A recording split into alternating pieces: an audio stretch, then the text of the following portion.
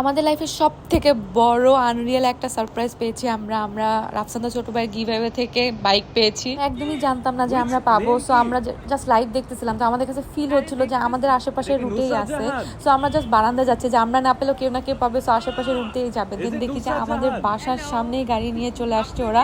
আরিফ অনেক এক্সাইটেড হয়ে গেছে, ও হচ্ছে বারান্দা থেকে চিল্লাচ্ছিল যে আমাদেরই নাম কিনা, আমাদেরই নাম কিনা। জাস্ট আনরিয়েল, আমরা এখন ওটা প্রসেস করতেছি। বাইকটা অনেস্টলি বলি অনেক সুন্দর, ব্ল্যাক অ্যান্ড অ্যাশের থিমে, সো আমাদের অনেক ভালো লাগছে। সবাই ওদের ফুল টিম আসছিল, দেন আমরা টেস্ট রাইডে যাই। সো মানে আমরা মানে বিলিভই করতে পারতেছিলাম না যেটা আমরা পাইছি। সো মানে থ্যাঙ্কস টু অলমাইটি যে আমাদেরকে গিফটটা দিছে। দেন হচ্ছে আরিফ অনেক বেশি ইমোশনাল হয়ে যাচ্ছিল, আমি তো এক্সপ্রেস কম করতে পারি। সো আমি অনেক এক্সাইটেড হলেও আমি কেমন জানি নাম হয়ে যাই। সো আমি আসলে বুঝতে পারি না যে কী করা উচিত, কী বলা উচিত, হাউ টু এক্সপ্রেস।